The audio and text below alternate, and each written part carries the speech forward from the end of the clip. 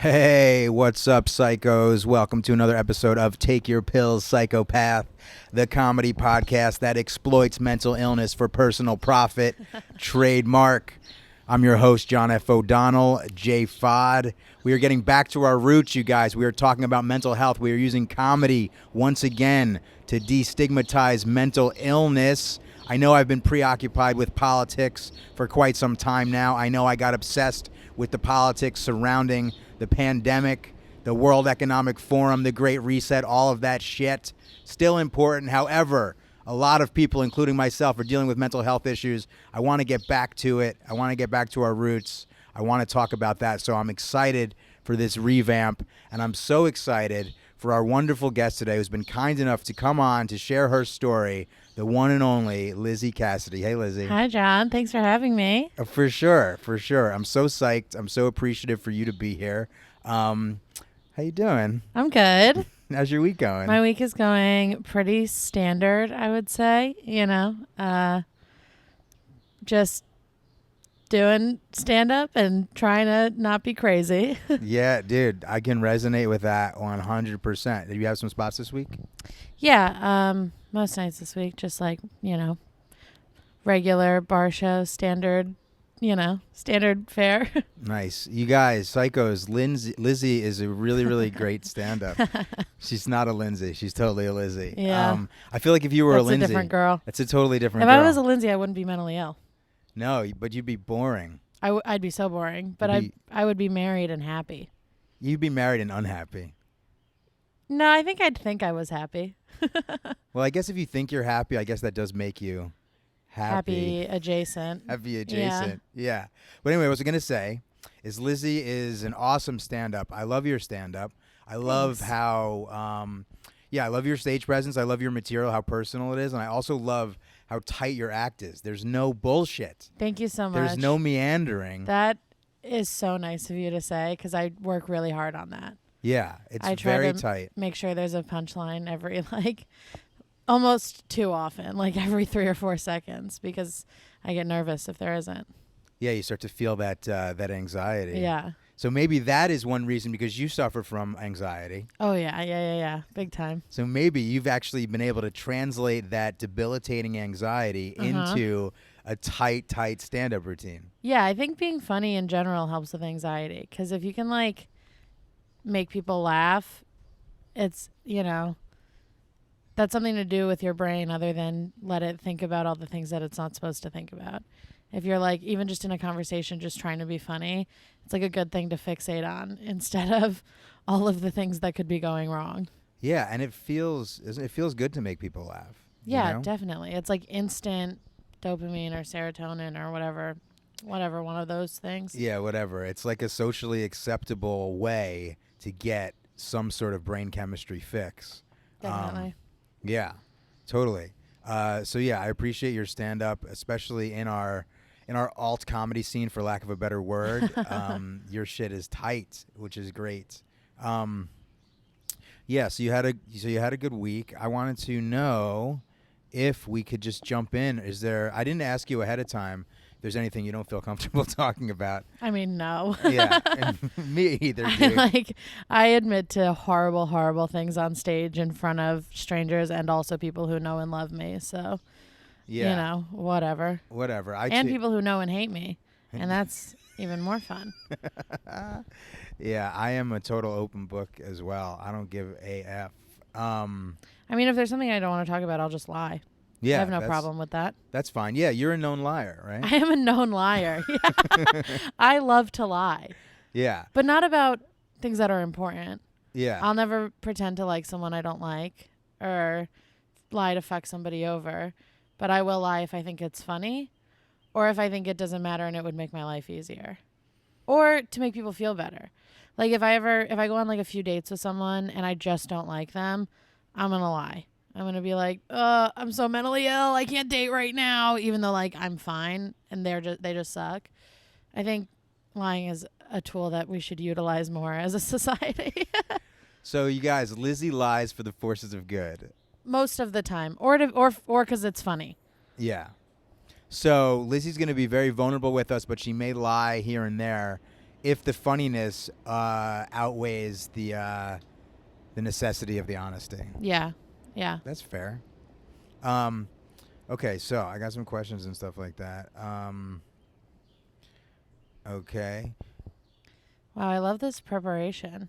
Most of the podcasts I do, it's like, let's just hang out. And I'm like, No. we do that all the time. Yeah, I know. No, I don't want to waste. I don't want to waste our listeners' time with us just like having like a comedian conversation. You know what I mean? I think that is interesting to an extent, but I really want to, because we have different diagnoses, we have different life experiences. I think we have some sort of connection or kinship from the fact that we've dealt with a lot of bullshit. I think there's a couple ways you can go with that. I think you can kind of like get really embittered and have a hardened heart and be really shitty to people, or you cannot do that. Right. Yeah. Or you can cultivate some empathy. You can cultivate some sense of compassion. Yeah, I think it's one extreme or the other. You're either like you said, like a bitter, fucked up shell of a person, or you're like, man, this shit sucks and I should be nice to everyone whenever I can. Yeah. I mean, I'm a little bit of a bully, but only in a fun way. It's really funny, though. Yeah. It's like, it's clearly playful. Yeah. And a nice young lady that I hooked up with once with a delightful clit ring. Ooh. Yeah. It's a throwback, right? That's fun. Yeah, a clit ring? Is that what you said? Yeah. Wow, good for her. That's brave. Well, she gave me these words of wisdom where she said, there's not a lot of things you can control in this life, but you can control how kind you are. That's true. I thought that was cool. You can also control whether or not you pierce your clitoris, which is rad.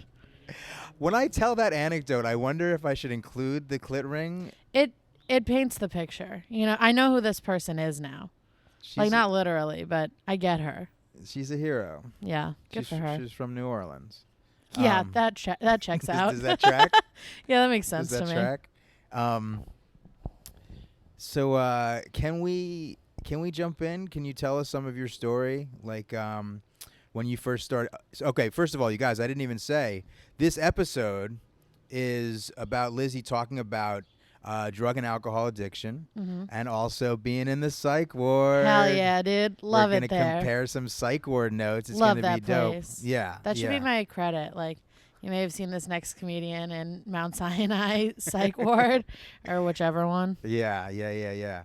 Well, then you would be featuring for me because I have taken a tour of so many loony bins. Oh, love it. But hey, if you break your ankle, you go to the hospital. Sing it, sister. If you break your brain, you go to a different type of hospital, huh? And it's not a good one. It's not a good one it's at all. It's never a good one. So tell us some of your story. Let's see. You can approach this however you want. I wrote down like when you first started using drugs and alcohol, when you knew you had a problem, or you can start wherever you want. I basically, when I was like 13, I remember thinking like, I'm never going to do drugs. I don't think I thought I was never going to drink, but I thought I'd wait until I was like an adult, and then every time, once I was like 13, I started becoming friends with people who were older than me.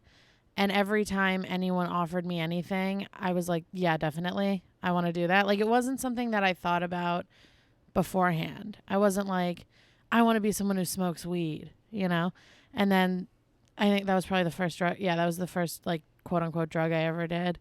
And somebody offered me weed and I was like, yes, absolutely. Immediately. I don't even know why, but I did. I remember really wanting to try it, and I did. And I loved it. And after that, everything else that I tried, I said yes immediately, and I loved it. And, like, I loved getting fucked up, basically. Like, the more I could do, the more fucked up I could feel, the better. And everything I tried, I was like, I want to do this every day forever. And then everything I tried, I did until it was not only no longer fun, but, like, debilitating. And then I could never do it again. So, like, when I was in high school, I started doing cocaine all the time, and I loved it. And I think part of the reason I loved it is because I have ADHD, so it made me feel normal at first, and then if I did more, it made me high, and that was rad.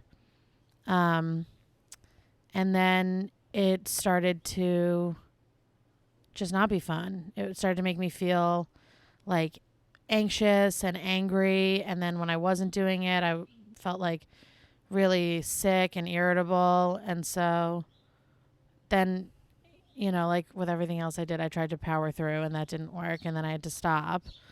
And that sucked. And that, you know, that was tough. But I also like, I was in high school, so I was doing it a lot, but I wasn't doing it enough that I was like gonna like go through a crazy withdrawal if I stopped. Because like I fucking lived with my parents and was going to school. Like couldn't do it all the time. But coke was the first thing that I really had to like get rid of. And I didn't think of myself as a drug addict at that point. So I still would do anything anyone would give me, like, except coke. So I would like, if I was at a party and somebody had Adderall, I would do that. If somebody had Molly, I would do that, or like whatever. And then throughout that time was also smoking weed all the time. And then I became like a career pothead, like just smoking weed from the moment I woke up until the moment I went to sleep. And that was great for a while. Same deal. I was in high school, but I think pot is kind of easier to get away with when you're a kid for some reason. And it's like more standard for high school. Like everybody I was friends with in high school was also smoking pot all the time. So it was like whatever. So I was doing that constantly. I started selling pot, got arrested, not a wake up call because I got away with it, you know? So that was kind of whatever. And then when I was like 19, maybe, I went to visit a friend in Montana and I did what I thought was acid. I don't know what it was, but it wasn't acid because I was with people who had done acid a bunch. I had done acid once or twice. I knew what it felt like. This wasn't that. It was like some fucking crazy bullshit that made me feel like I was going insane, and it lasted for like 3 days, and it was awful. Holy shit. Yeah. I've had bad experience with acid, really bad, but they haven't lasted 3 days. Yeah. That's the main reason I don't think it was acid. Yeah. Because it lasted so long. And I was in Montana, and like my friend I was visiting had to go to work, so I was like alone for a lot of it. So I was just like losing my goddamn mind. That's like awful. I was like, nobody who loves me knows where I am. Like it was really scary. And then after that, every time I smoked weed, I would have like crazy anxiety, like panic attack level anxiety. And it sort of made me feel like I did when I was tripping on that fucking research chemical. I can really relate to this. Like the first time that I got high was very tragic. I was with my soccer team in Italy. So far, not tragic. Yeah. Very cool. No, I know. It was my soccer team in Italy. But what's weird is we weren't even like a good soccer team for suburban New Jersey. So we just went and got our asses kicked. I don't even know why we went there. Yeah, it's fun. Yeah, it was fun. But anyway, what was fun for a while was like we would sneak out of the hotel room and go out drinking and stuff like that. And then we would get weed and we would smoke weed back in the hotel room. But these kids were like really mean, and I guess I was like not the coolest kid. So No, Oh, John. Shut up. In high school, really? What? You look like you crushed in high school. No, I didn't crush in high school. Kids can be really mean. Yeah, I know. I was. Yeah. Yeah. But I won them over by the time I was a senior, though. Hell yeah. Yeah. Yeah, I was friends with some monsters by the time I was a senior. Pretty cool. Doing drugs will make you friends with everybody. Well, it didn't go well for me because, like, this, the night before, everybody was getting high, and then also people were, like, really mean to the goalie. Mm-hmm. So when everybody got high, they dragged him. His name was Young. They dragged him into the bathroom and put him underneath the shower and like tied him up with medical tape and Oh my God. kind of like sprayed like soap in his eyes and stuff. Oh, I like wasn't that kind of bully. Yeah, it was fucked up. And I didn't partake in it, but I didn't actively do anything to stop it. Right, yeah. So then the next night, I'd smoked weed before, but you know how sometimes it takes you a few times to get high? Yeah, yeah. So I got high and I was just having the giggles. I was just like losing it, Love having it. fun. And then they did it to me. Oh. Oh no, what a sad So story. tragic. I know. Like that spectrum of emotions, the only way I can describe it is like listening to Richard Pryor's Live on the Sunset Strip while simultaneously being waterboarded. Yeah, You know that's what a I mean? great comparison. That also makes me sad because those first few times I got high are truly some of my best memories. Yeah. And nobody wants to talk about that when they're a drug addict because you're supposed to act like all of it was bad. And then you like got sober and woke up and you were like, that was terrible. But like being stoned as a teenager with your friends is so fucking fun.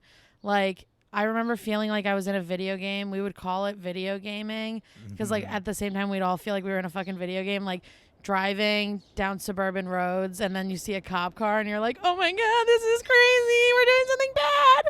And then like laughing so hard and like listening, like screaming along to the radio and stuff. It's just like, It's it was so objectively fun. And it sucks that something that shitty happened to you when you were experiencing that because that's one of the best things you can experience is getting high for the first time It as was a awful. teenager. I got to enjoy it for about 10 minutes. Oh, And then not enough time. maybe a little more. I don't know. But then after that happened, I would always be in my head when I would get high, and I would get Yeah. super anxious and super paranoid and all Yeah. that sort of, and really like very quickly burnt. I wouldn't get to experience being baked. I would just go right to burnt. Yeah. And then a year or so later, I was like, maybe acid will fix this. Oh, man. Wrong call, John. Certainly not. Actually, that's not exactly what I thought, but that's a story for another time. But so anyway, go ahead. Oh, so I did the fake acid and freaked out. Almost went to the loony bin over that, but I didn't want to admit to my mom that I had done it. So I just kind of powered through. And I went back to smoking weed all the time every day, but every time I would do it, it would make me feel awful and anxious and like straight up paranoid, like almost delusional. And then but it was such a part of my life that I continued to do it all the time every day. Like I couldn't really wrap my head around the fact that weed was what was making me feel that way because for so long I had used it to feel good that I thought smoking more would help. So for a year, I continued to smoke all the time every day. And then I started to realize that weed was making it worse. And it took like a couple months for me to come to terms with that. And then one day I was like, I'm not going to smoke weed anymore. Like, I'm done smoking forever, maybe. Actually, I decided I was going to take a month off. It was October 1st. My birthday was October 30th. I was like, I'm going to smoke weed on my birthday, but I'm not going to smoke weed until my birthday.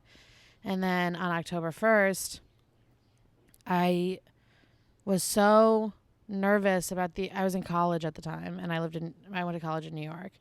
And I was so nervous about going home and not being able to smoke weed because I didn't know what I would do when I got there because that was what I always did. So I went to an open mic and did stand up for the first time instead. Wow. And then I still didn't want to go home, so I went to another one. And then I still didn't want to go home, so I went to another one. And then for that month, I did at least 2 or 3 open mics every night instead of smoking weed. And then my birthday came around and I was like, I don't want to smoke weed again. I just want to keep doing stand-up. And that was my 21st birthday. Wow, that's so wild. Stand-up is literally a drug replacement for you. Yeah, well, that was my 21st birthday.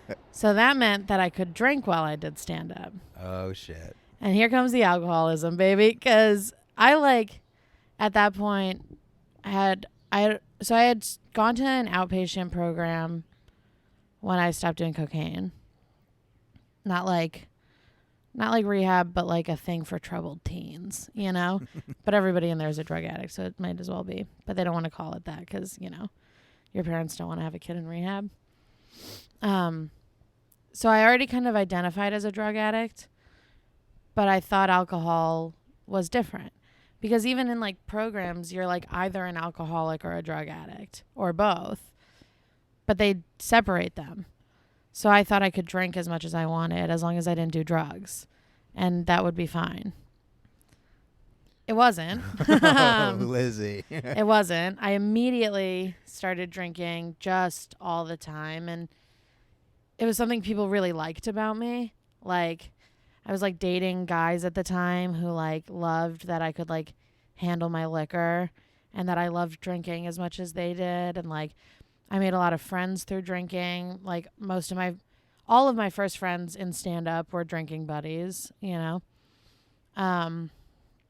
So it became like a part of who I was. And I really liked who I was when I was drunk. And so did everyone else. And that's like the worst thing for an alcoholic. Because if I was like a mean drunk, people would have told me to stop drinking years ago. But I was fun. So when I did quit drinking, nobody wanted me to. Yeah, but you're fun sober. Like me and you, we're both Yeah. sober and we hang out. Yeah. You know what I mean? For you psychos listening at home, it's a whole other interesting social phenomenon to be sober and out late at night as people are getting progressively more fucked up. Yeah. And I think I stay out like a trooper, but Lizzy, I think even more than me, stays Dude, out like I a stay fucking out. trooper. I mean, I'm still addicted to partying. You know what I Yeah. mean? Yeah, but even though I'm fun sober, nobody knew that because nobody knew me sober. Like, all of my friends were people who drank. Nobody would ever. I wasn't hanging out with anyone sober, so nobody knew that, myself included, knew that I could still be fun. Like one of the things I was so worried about when I started realizing I needed to quit drinking, I was worried I wouldn't be funny anymore. I was worried none of my friends would like me anymore. I was worried I wouldn't be a good hang anymore, like things like that. So I didn't know. Fortunately, I am still fun. So But I fun. didn't know that I would be. It's so fun. I was dude. worried I wouldn't be. So for a few years, I drank all the time, every night. And I remember when I was like 22, 23, saying, I'm going to get sober when I'm 25. Like I knew what I was doing wasn't sustainable, but I wasn't brave enough to admit that I was an alcoholic. And also everybody around me who was older than me was doing it too. That was the other thing when I started stand up. Immediately, once again, all my friends are older than me. So like I'm looking at them being like, well, if they can still do it, I can do it because I'm the youngest one. So this is fine. Not realizing that I was drinking way more than everyone else. Like I thought everybody was blacking out every night, but it turns out everybody was blacking out when they were hanging out with me. And they weren't hanging out with me every night. I was blacking out every night. Yeah. And I thought we were all doing that. Not the case. That was a me thing. So when lockdown happened, I was getting drunk alone all the time. And I got so depressed and so miserable. And that was the first time I really had to look at my drinking. And I didn't want to stop. I just wanted to drink less. So I just stopped drinking liquor. But I was still drinking alone. I was still drinking I would drink like a 12-pack of White Claws in a night and be like, good job, Liz. You didn't go to the liquor store. Look at you. Yeah. You know? So actually when lockdown initially happened, I would go to the liquor store every day because I don't have an off switch when it comes to booze. So I would only keep enough liquor in my apartment for me to drink in a night because I knew if I had too much, I wouldn't stop drinking it. And I was alone. So I was worried that something would happen to me. So I would keep enough liquor to get fucked up every night, to black out, but not to die. So I'd go to the liquor store every day. And then when I stopped drinking liquor, I started going to like bodegas and getting like White Claws and beers and stuff. Did that for a month. And then after that, it was the first time that somebody was like, hey, let's all just hang out in my backyard. Like, it's been a couple months. I know it's not the safest thing to do, but we're all going crazy. So let's do that. So I went to the liquor store because I was like, oh, I'm meeting up with my friends. I'll get a bottle of liquor. We'll hang out. And the cashier at the liquor store was like, if I had your address, I would have done a wellness check on you. Because he was like, you came in here every day for 2 months and then you disappeared. And he was like, I was hoping you moved. That's wild. Yeah. Still not a wake up call. I was like, I'm crazy, you know? And then lockdown ended. Bars open up again. and everybody is partying like it's the end of the world. Like everybody's getting real fucked up all the time, which is great for me because I was already doing that and now everybody else is too, and it's cool. So I was doing that, and then after like a year, everybody else stopped and I didn't. And I was blacking out every night, and it got to a point where I was getting so drunk every night that I would wake up in the morning and I thought I was having really bad hangovers, but turns out I was going through alcohol withdrawal. Didn't know that. And the only thing that makes you feel better is to start drinking again.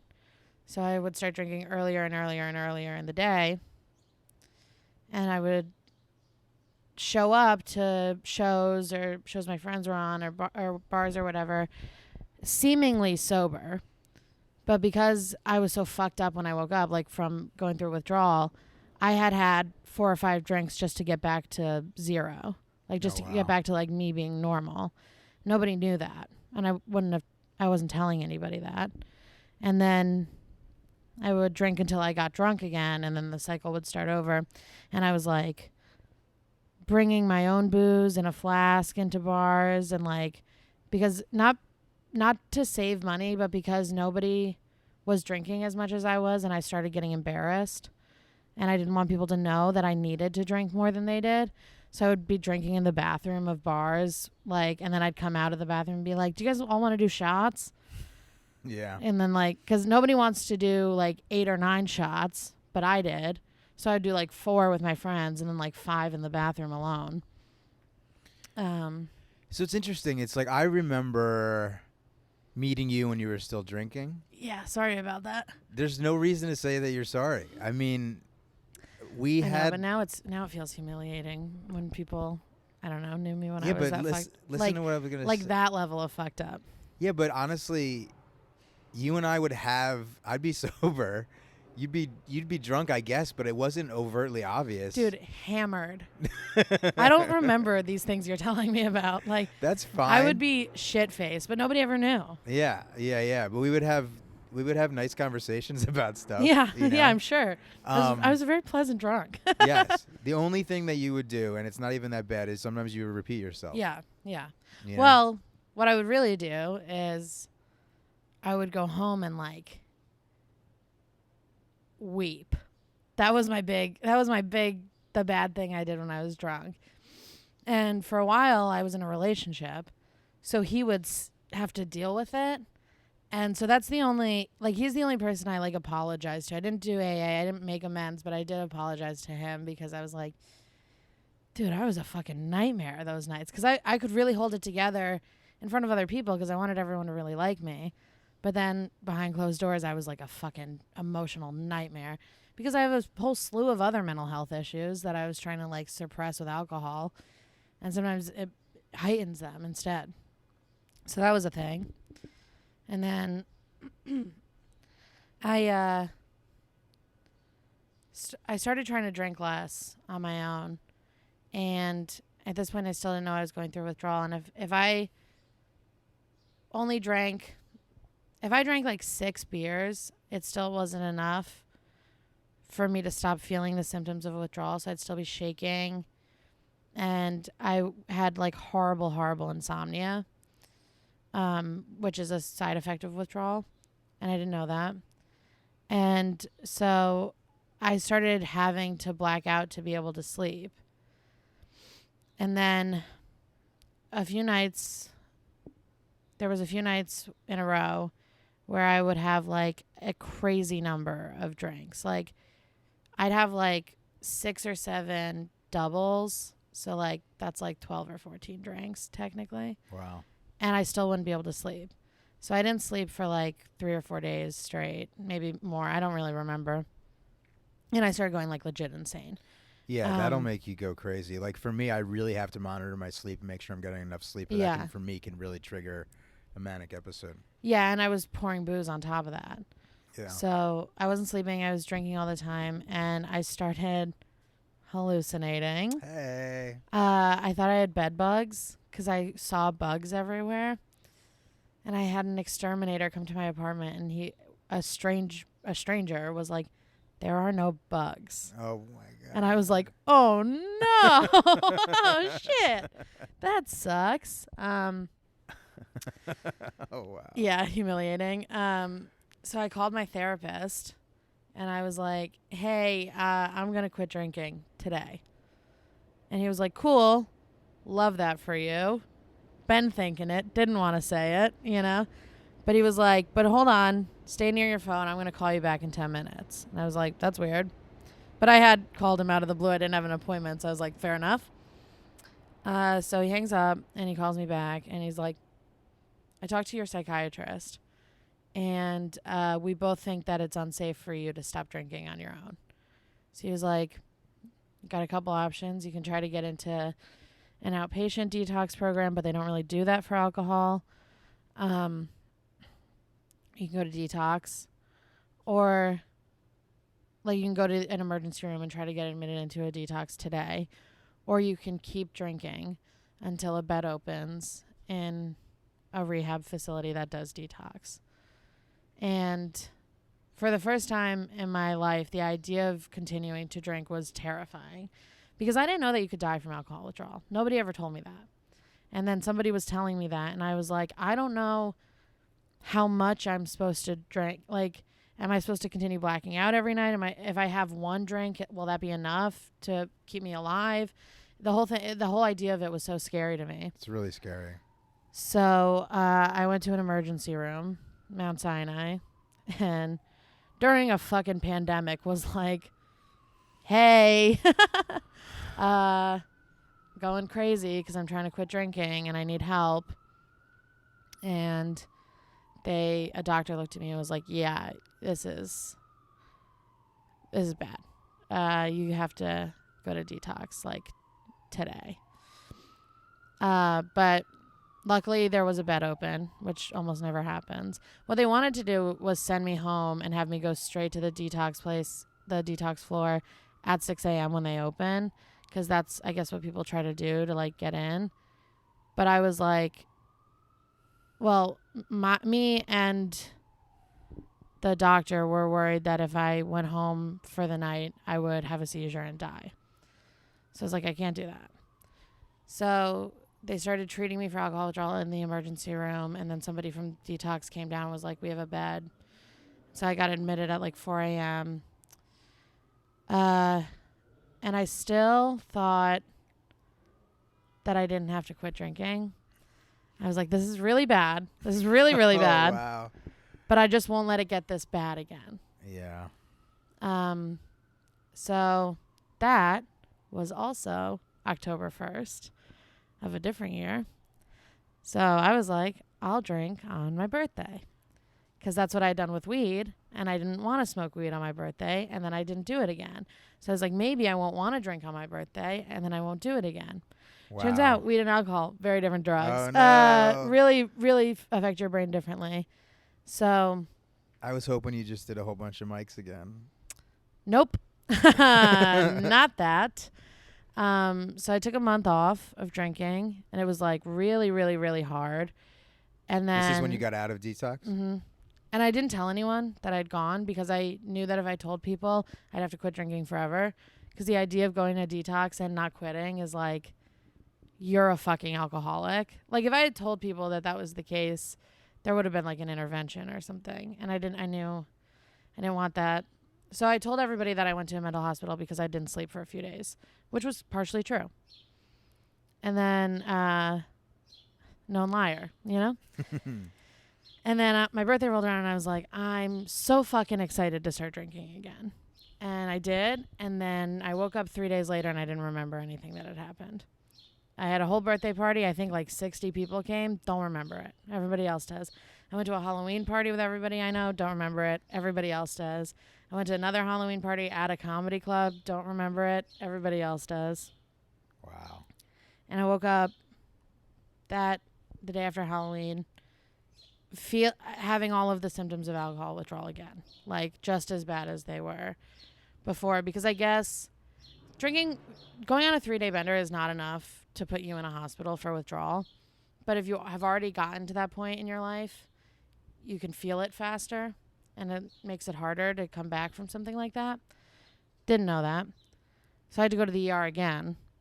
And they were like, you don't have to go through detox, but we are going to put you on meds that treat alcohol withdrawal.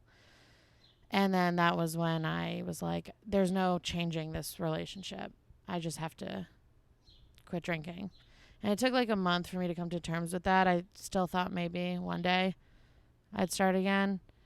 And then after that, it was like, just the idea of going through that again is so, like, it was so taxing to go through that I was like, I just have to be sober. I can't have 2 beers and go home.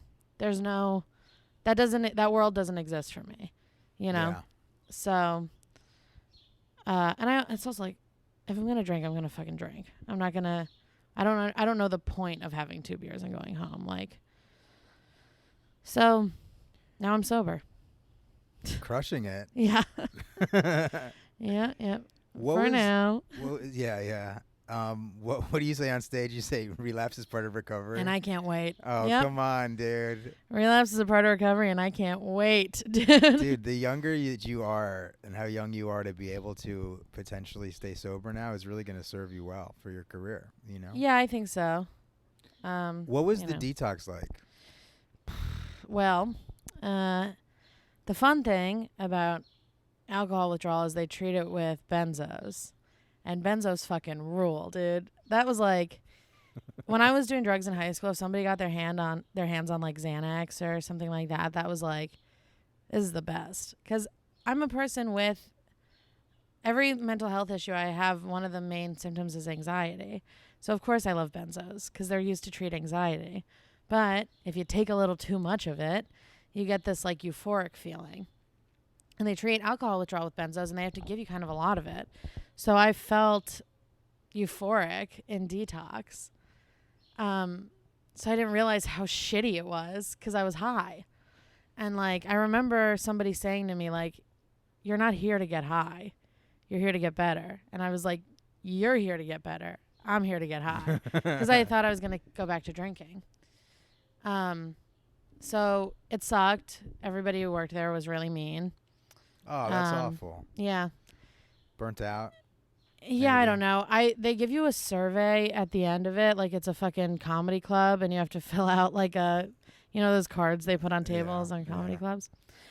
They give you one of those, and there's a comment section, and I wrote, if you're gonna run a facility for mentally ill people and drug addicts, you shouldn't only hire people who hate mentally ill people and drug addicts, because that's what it felt like.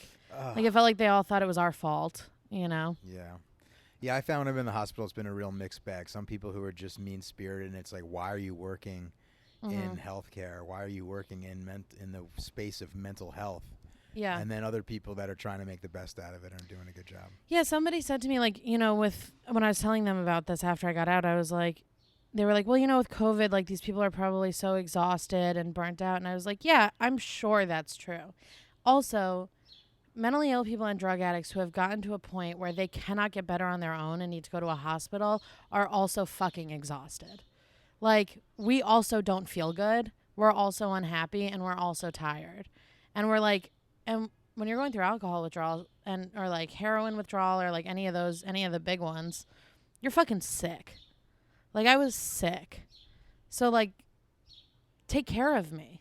Like, they like resented us for getting ourselves in that situation in the first place. And it's like, yeah, I drank too much. I'll own that, but now I'm sick and I need help. Like, there was one time where you have to take a drug test every day, even though they strip search you and you can't fucking bring anything in there. I don't know why you have to do that. And so you have to pee in a cup. And the first day I was there, I was still shaking from going through withdrawal. So I peed in a cup, and then I dropped the cup, and it got all over my pants. And they take away your clothes, and you have to wear, like, scrubs that they give you. Yeah, at least for, like, a few days, and then maybe you can earn your clothes back. So when you go to detox, you have to wear them the whole time you're detoxing, and then if you stay for rehab, you get your clothes back, basically. So I dropped the pee, and it got all over my pants. Luckily, in a way that it didn't look like I peed my pants, but there was pee on my pants. And so I went to a nurse and I was like, hey, can I get new pants? I dropped the cup and there's pee on my pants. And she was like, oh, we don't give out new linens until 8 p.m. And I was like, crazy. I don't think you heard what I said. There's pee all over me. Like, and I had to like argue with a woman to get pants that didn't have pee on them. Like, just like things like that are like, can you be a fucking human for a second? Like, this is humiliating. Being here is humiliating, and I don't feel good. Like, can you just help me out a little bit? So that sucked. Yeah, that's awful. Dude, I gotta say that telling us your story like that and opening up about that is greatly appreciated. Oh, thanks. It's really cool. Now can you talk about some of the crazier shit that went down when you were when you were partying? Yeah, I mean, honestly, I don't have stories that are that crazy. Yeah. Like, I don't know. I'm trying to think of a good one, but I didn't really do anything that crazy because I was so focused on just getting fucked up that the craziest shit I did was like go to strangers' apartments when bars closed to keep drinking and like fuck somebody I shouldn't have fucked because I wanted to stay and, you know, keep doing that. I didn't do anything like super insane. There's one, the only thing I can think of is like right before I quit drinking, one night my apartment was a fucking mess because, you know, I was an alcoholic and everything was in shambles. And I had like a nightstand next to my bed with like all the stuff that belonged on it and then a ton of trash on it. Like empty Gatorade and Pedialyte bottles and White Claw cans and shit like that, like all over. And one morning after I blacked out, I woke up and the nightstand was empty. There was nothing on it. And I have never found the stuff. I have no idea where it went. Everyone assumes I threw it out, but I checked. I went in the basement where the garbage is, and there wasn't anything, a garbage bag from my apartment in there. Like, I have gray garbage bags. There were only white garbage bags in there. So I don't fucking know where this stuff went. I don't know if I went outside and put it in the trash outside, like on the street. I have no idea. But that's like the first thing I can think of. Just like, so it was just like little things like that. Like waking up the next morning, like I'd be like covered in bruises because I would fall down all the time because I was shit-faced. But I can't think of anything I did that was like really bonkers. You have a funny bit where you talk about your rock bottom on stage. Yeah. Can you talk about that a little bit? Well, it wasn't actually my rock bottom, but I did once crush up cocaine with a student ID because my parents took away my license and all my credit cards because I kept sneaking out to do drugs and they thought that would fix it. But drug addicts are so innovative, man. We're always thinking of things, you know? Yeah. We're always finding ways to make it work. What I was going to say is, when we started talking about this, so, you know, I've been in the psych ward, you've been in the psych ward, your experience was not great. Yeah. It's interesting, too, because I know that you were in Mount Sinai in New York, which is known as one of the better hospitals, too. So think about that for a second. You know what I mean? Yeah, I mean, I think it probably is one of the better hospitals, but I don't think it's one of the better hospitals for this. Yeah. You know?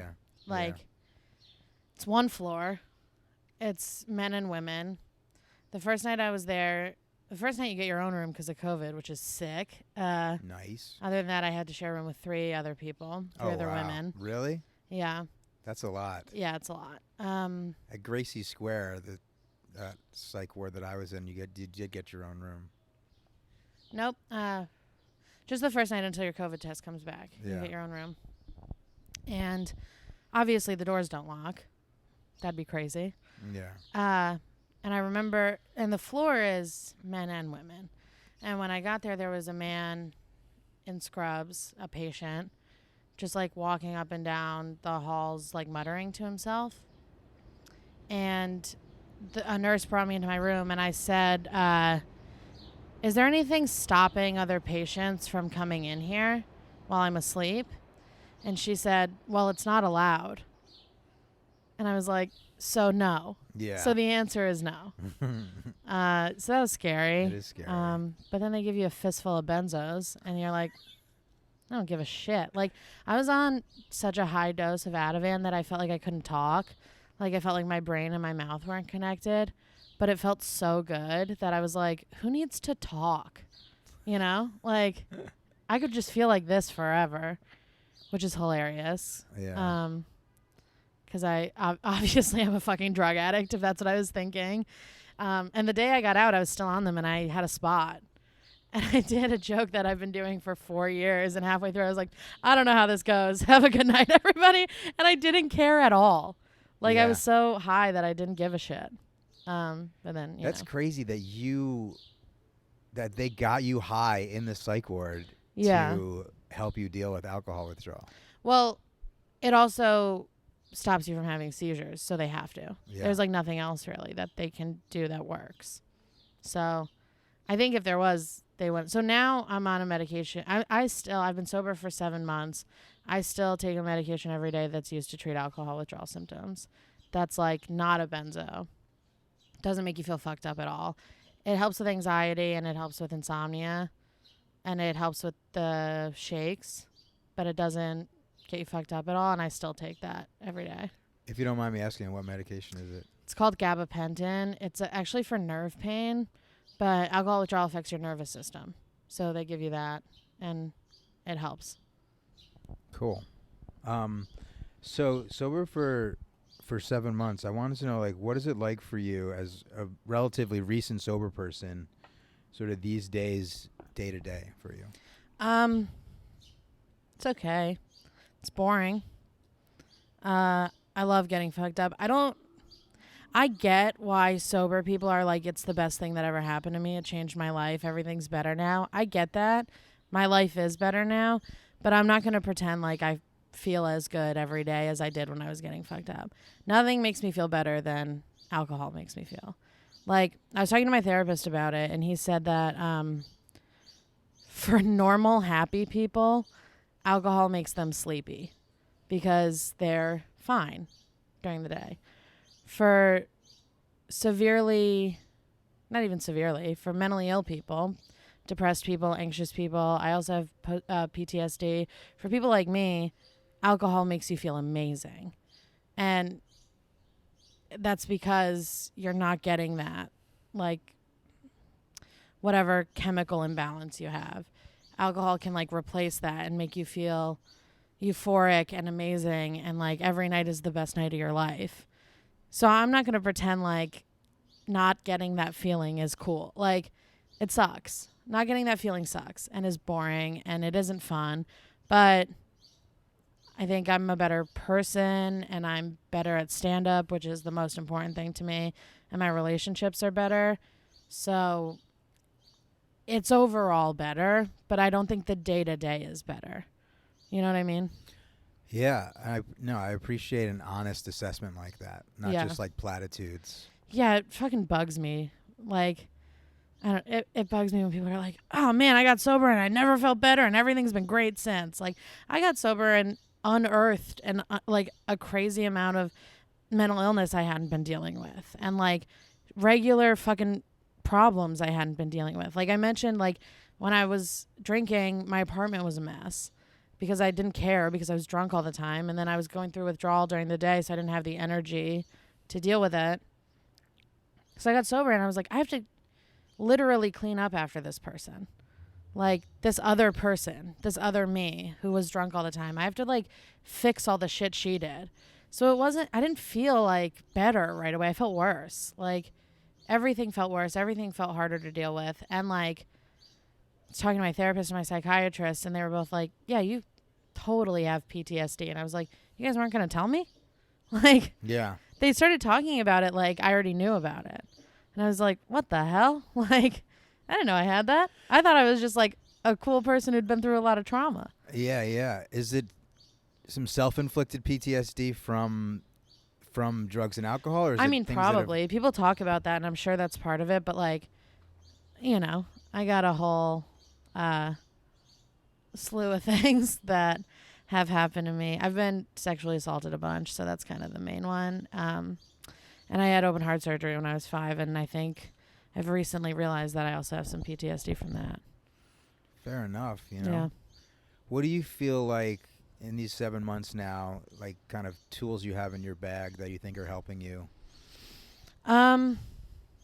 That's a great question, and I wish I knew. I don't really. Like, I'm still sort of learning how to deal with everything. Do you feel like you're white knuckling this thing? Kind of, yeah. Really? Yeah, I think for me, getting sober was so physically difficult because I was so far along and I was going through withdrawal. Getting sober was like one of the hardest things I've ever done, physically and mentally, because I fucking went insane and felt like I was dying because I was dying. Like, I was like, had I not gone to detox the day I went, I very likely would have died within the next couple days. That's so crazy. So that is the thing that keeps me sober. I never want to do that again. So that's kind of a tool, like thinking about how bad it can get. I also, I have sober friends that I hang out with, and I think that helps. And I don't know, just like, and I think similar to when I stopped smoking weed, I think doing stand-up helps. Like, I do think I'm better at stand-up since I quit drinking. I think I'm funnier, and I think I write more. And so that is like a good motivator for me to stay sober. But in terms of like dealing with the stuff that I was drinking to not have to deal with, I'm still learning how to deal with those things. Like, I don't have like a whole tool belt of coping mechanisms. It's kind of like as it comes up. I'm so lucky that I have an incredible therapist and an incredible psychiatrist who are like so accessible. I could text my therapist right now and he would answer. Like, I could call my psychiatrist right now and she would call me back in 20 minutes. It's like, an amazing resource to have. It's so cool. And so it's like I'm learning them as they're coming up. Like, so I'll call my therapist and be like, I'm having a panic attack on a level that I haven't had since I quit drinking and I don't know what to do. And he'll sort of like talk me through it. And that's not a long-term coping mechanism, but it's like I'm still sort of figuring out how to like be a person, because I started getting fucked up when I was 13, so I don't really know how to like be a person, yeah So it's been like half your life you've been just getting fucked up, and now you're figuring this thing out. Isn't it interesting to have that creative outlet, how important it is? Oh my god, I feel like I'd be dead without it, to be honest. 100%. I 100% would be. I don't think I would have quit drinking. I don't think people totally really understand that. I don't think. I think it's hard for family to really understand that sometimes. But every time that I've been in like a clinical depression, when I've started to come back to life, it's been me getting back on stage and performing and getting 100%. some sort of positive response. It's brought me back to life many times. It's unbelievable. Yeah. Huge downer. 3 months after I got sober, my dad died. And I was like, I'm going to start drinking again. Like, nobody will be mad at me. Everyone will understand. Oh, wow. Like, this is the time when I start drinking again. And I didn't, because I knew that it wouldn't make me feel... I had been sober just long enough to know that it wouldn't make me feel better. It would make me feel worse. Like, it would make me more sad. It would make me more anxious. It would make me more upset with the people who are around me, who are like... My whole family came to town, obviously, and they were all like in my house getting fucked up. So I was like, I can't. I'm gonna become a belligerent asshole if I drink right now. And I did it, and I remember I came back to the city the day after my dad's funeral because I was like, I have to get on stage. Like, the only thing I can think about doing that will make me feel better at all is getting on stage, or at least being around fucking comedians. Like, going from spending, because my dad was in hospice for a week and then died. The funeral was a week later. So for 2 weeks, I was around fucking real sad people who weren't funny. And, I mean, my mom was the funniest she's ever been during that time. But I was like, I need to talk to a fucking comedian about this, And I need to get on stage. And I don't talk about it on stage. I don't talk about my dad dying on stage. I didn't at that time, and I still don't. But just doing that, it's like, oh yeah, this is who I am. Like, I'm not like a sober person whose dad died. I'm a comedian, and I have all these friends who are comedians, and like, we can talk about things in a way that other people can't talk about things. And like, I felt such a relief, like, coming back here. Like, the moment I like got off the train and like saw the city, I was like, oh, okay. Like, I still have a life. I'm still a person. Everything everything's not going to be fine, but things are going to keep going. Yeah. You know? Yeah. I'm not going to feel this bad forever. Yeah. You have dealt with a lot of shit, dude. Hell yeah. Yep. Sure have. You know? What do you think? This might be a weird question, but what do you think the underlying psychology of your addiction is? Couple things. I think people with ADHD are very prone to addiction because it gives you dopamine. We don't make enough of that. It makes you feel better. Turns down the volume inside your head. Same thing with I have really severe anxiety, sort of like a panic disorder level anxiety. Alcohol and drugs are the same with that. Turns down the volume, makes everything feel okay. Alcohol feels like a warm blanket to people with anxiety a lot of the time. Same with post-traumatic stress disorder. That's like an anxiety disorder. Alcohol affects your nervous system and it can fucking turn it off. And the problem with PTSD is you can't regulate your nervous system. Something happens and all of a sudden you feel like you're in fight or flight mode even though nothing bad is happening. So alcohol shuts that down, you know? So I think when I happen to be given a bag of things that alcohol makes feel better.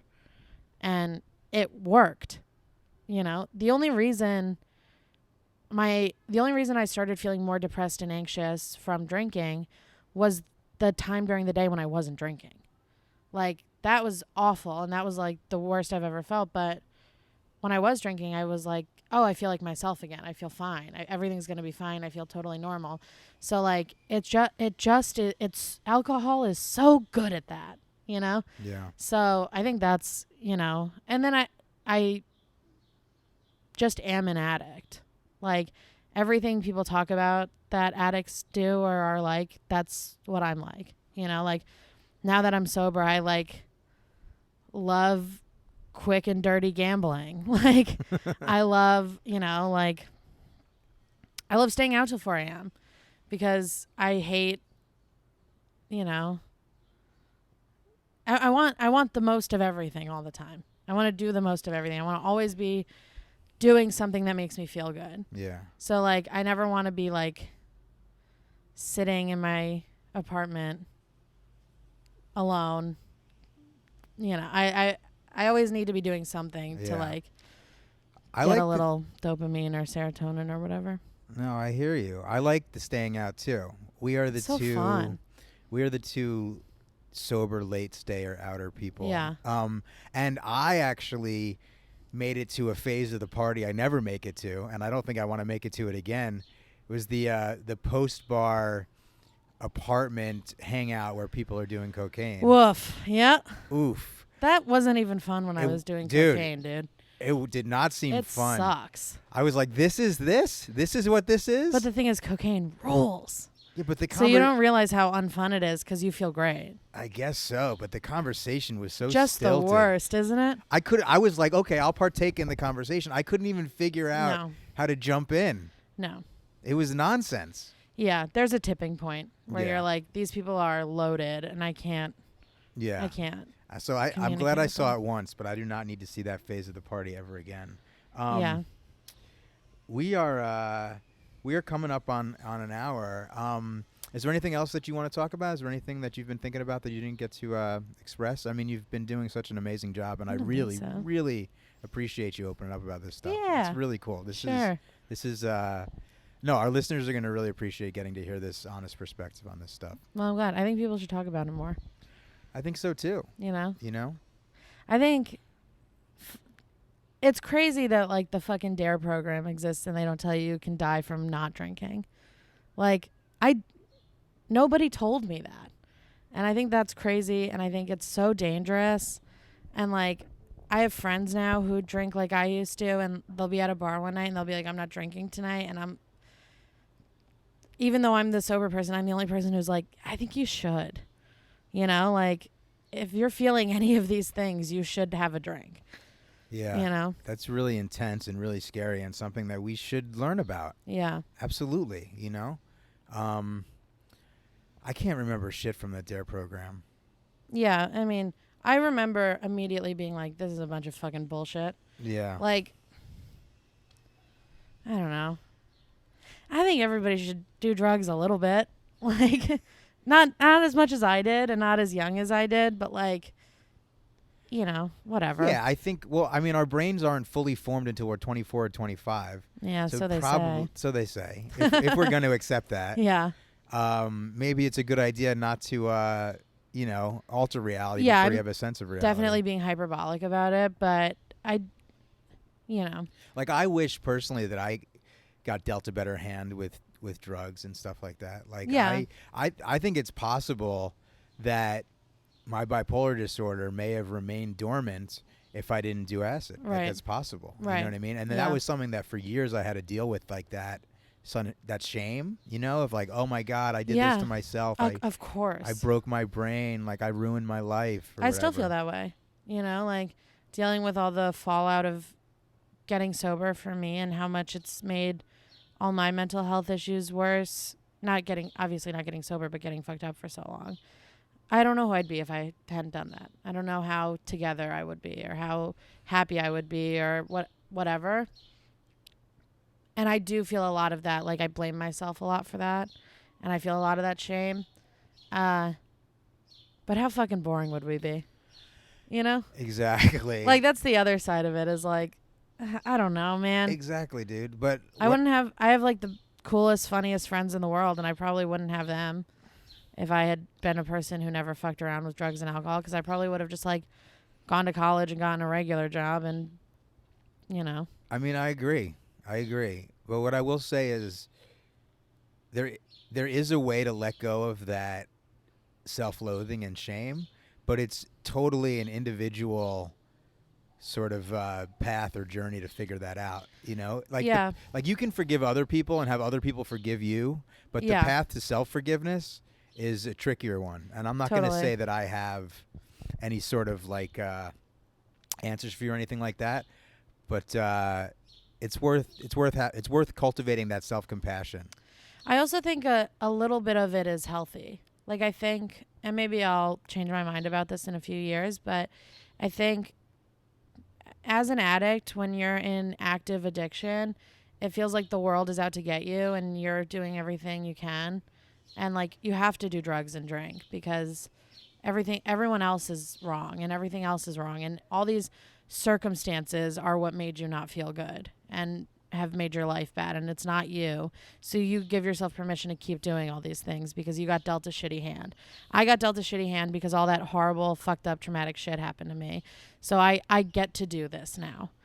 And I think it's important to be like, no, that one traumatic, shitty thing of being an addict and all the shit I did to my body and having to get sober, even though I totally think addiction is a disease, I do think that I am responsible for that, and I have to be responsible for that, or I'll do it again.